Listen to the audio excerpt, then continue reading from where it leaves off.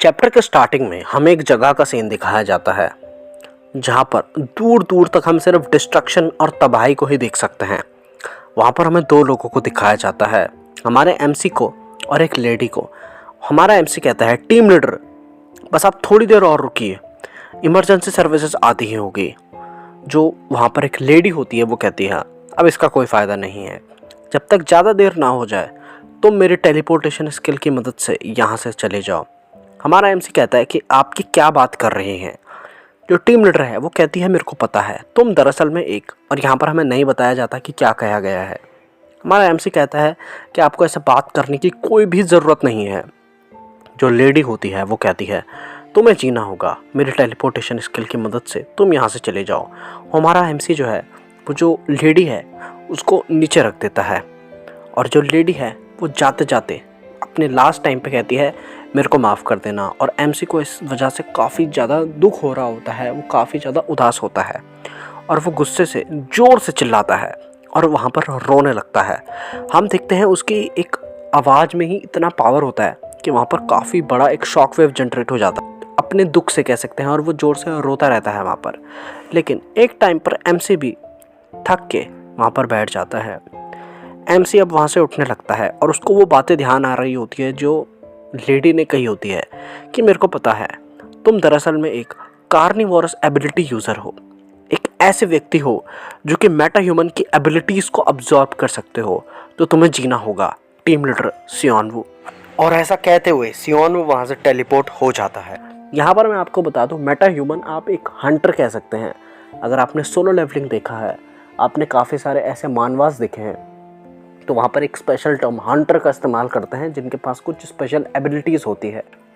अब हमें आगे का सीन दिखाया जाता है कि आसमान में एक होल अपीयर होने लगा और उससे काफ़ी सारे मॉन्स्टर्स, या कह सकते हैं बीस्ट लाइक क्रिएचर, इस दुनिया में आने लगे। और वो ऐसे क्रिएचर्स थे जो इस दुनिया के थे ही नहीं, वो काफ़ी ज़्यादा ताकतवर। उन मॉन्स्टर से काफ़ी सारे लोगों ने अपनी जान खोई और लाखों की संख्या में उससे लोग मरे हैं। तो उन लोगों ने या तो अपनी फैमिलीज़ को खोया है और या तो वो रेफ्यूजीज़ बन चुके हैं। काफ़ी सारी कंट्रीज़ जो कि पावरफुल कंट्रीज़ होती थी, उन्होंने एक साथ मिलकर अपनी मिलिट्री पावर से इस सिचुएशन को कम करने की कोशिश, वो सब फेल हो गए क्योंकि ये इक्विपमेंट्स, ये पावर जो थी मिलिट्री फोर्सेस की, वो कुछ भी काम नहीं आई ऐसे मॉन्स्टर्स, ऐसे बीस्ट के सामने। वो सब नाकाम हो गई। हमें आगे दिखाया जाता है कि एक ऐसी जगह काफ़ी सारे बीस्ट थे और उनके बीच में ह्यूमंस कुछ भी नहीं कर सकते थे। ह्यूमंस एक तरह से वहाँ पर हेल्पलेस थे और इसकी वजह से काफ़ी सारे लोगों ने उनसे बचकर भागने की कोशिश करी, कुछ लोगों ने छुपने की कोशिश करी और अंत तक सरवाइव करने की कोशिश करी। फिर भी हम देखते हैं कुछ सालों बाद, जब 3 सालों तक जो ये एपोकेलिप्स है, मॉन्स्टर्स का अटैक है, वो चलता रहा। लेकिन एक टाइम पर सडनली हम देखते हैं कुछ स्पेशल एबिलिटी यूज़र्स अवेक होने लगे, जिनको हम मेटा ह्यूमंस भी कहते हैं। इन्होंने ही जो स्पेशल मॉन्स्टर्स थे, बीस्ट्स थे, उनको मारने की कोशिश करी।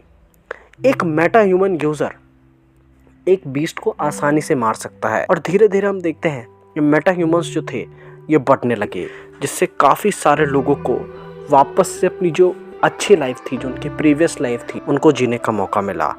और मेटा ह्यूमंस भी हुए और उन्होंने एक सेफ्टी जोन एक डिक्लेयर करा, और सेफ्टी जोन को एक सिटी कहा जाता है। उसके अलावा जो जगह नॉन सेफ्टी जोन्स में आती थी, जिनको वाइल्डरनेस भी कहा जाता है, वहाँ पर हालात वैसे ही थे। जो लोग वाइल्डरनेस या कह सकते हैं नॉन सेफ्टी जोन्स, जहाँ पर मेटा ह्यूमंस नहीं रहते या कमांड नहीं करते, वो वापस से कह सकते हैं डर के कारण, भुखमरी के कारण वहीं पर जीते थे जब तक उनकी मौत ना हो जाए। और ये पूरी दुनिया 2 जोन्स में सेपरेट हो गई, जिनको सेफ्टी जोन और नॉन सेफ्टी जोन कहा जाता है। यहाँ पर सेफ्टी जोन में मेटा ह्यूमंस मदद करते हैं और नॉन सेफ्टी जोन में कोई नहीं रहता, कह सकते हैं मेटा ह्यूमन का वहाँ पर कमांड नहीं रहता। हमें आगे सियोल का सीन दिखाया जाता है, जहाँ पर काफ़ी सारे लोग एक जगह की ओर बढ़ रहे होते हैं। तो एक लड़का जो है वो पीछे मुड़कर कहता है कि क्या अब यहाँ पर हम पहुँच चुके हैं गाइड?